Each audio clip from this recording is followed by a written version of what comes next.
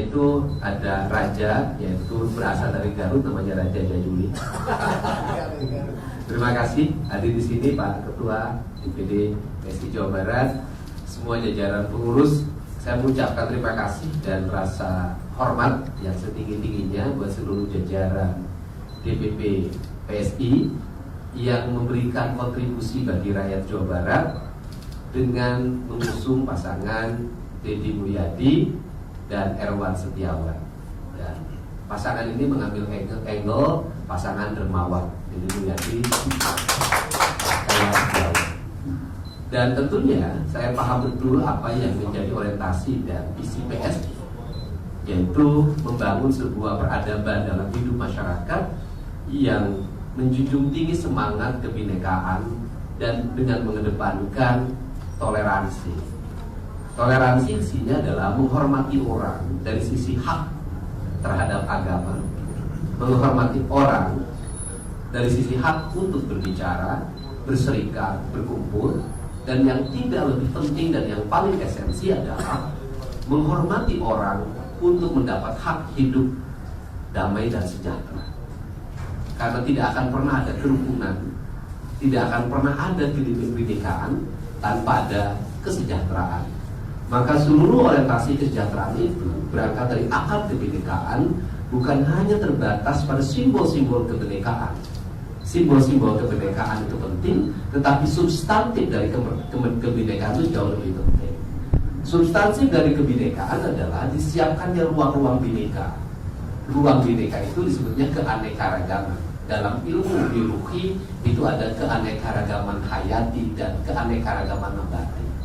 Keanekaragaman hewani yang disebutnya ekosistem kehidupan. Maka orientasi visi saya ke depan adalah mengembalikan kembali agar ekosistem kehidupan itu bisa hidup. Bagaimana ekosistem air itu hidup, bagaimana ekosistem gunung itu hidup, bagaimana ekosistem sawah itu hidup, bagaimana ekosistem laut itu hidup. Karena dengan kehidupan yang setara dan seluruh ekosistem itu akan tercipta harmoni. Harmoni dalam perspektif ideologi yang dulu dianggap sangat tradisi dan sangat leluhur dalam kaidah Sunda adalah perspektif yang disebut dengan silih asa, silih asi, silih asu. Kemudian dalam perspektif yang berikutnya itulah ideologi Siliwangi. Ideologi Siliwangi adalah ideologi yang menjaga keutuhan negara dengan menjaga keutuhan kehidupan. Bukan hanya kehidupan kultur manusia, tetapi kehidupan kultur hewani, nabati. Ini penting yang dilupakan oleh kita. Karena berangkat dari kultur hewani dan nabati akan tercipta ekosistem kehidupan yang saling menghidupi, bukan saling membunuh, bukan saling menjegal, bukan saling menghancurkan, tetapi saling menghidupkan. Dan esensi dari semua itu akan bermuara pada satu titik. Dalam kaidahnya Abah, itu ada kiai besar di Jawa Barat, Abah Anom, itu akan titik pada satu titik la ilaha illallah.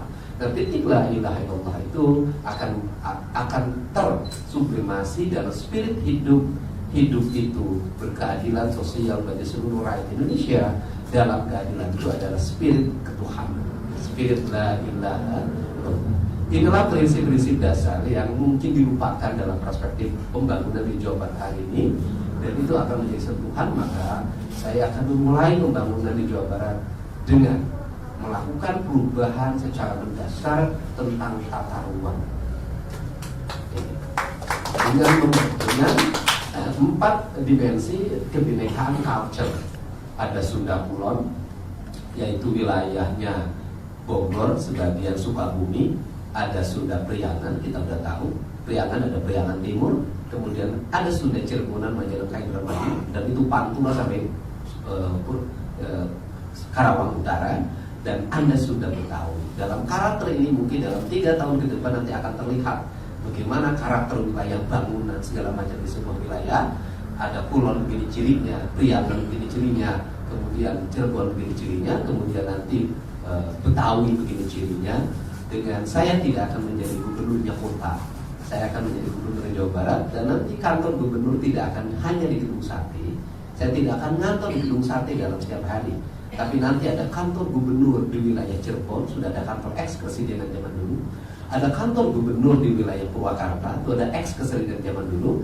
Ada kantor gubernur di wilayah Bogor, itu ada ex keseringan zaman dulu. Dan ada kantor gubernur di wilayah Priangan Timur, yaitu ex Garut. Dan disitulah lahirlah pemimpin yang hadir di tengah-tengah masyarakat, tidak berada pada titik pusat pemerintahan, tetapi berada pada titik pusat kebutuhan publik.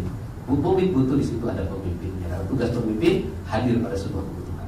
Itu saja pengantar dari saya. Semoga surat dukungan yang akan disampaikan besok ke Komisi Pemilihan Umum pada jam 2 siang, karena karnaval budaya jam 4, itu akan menjadi pengantar bagi kembalinya marwah ruhnya Tatar Jawa Barat. Terima kasih.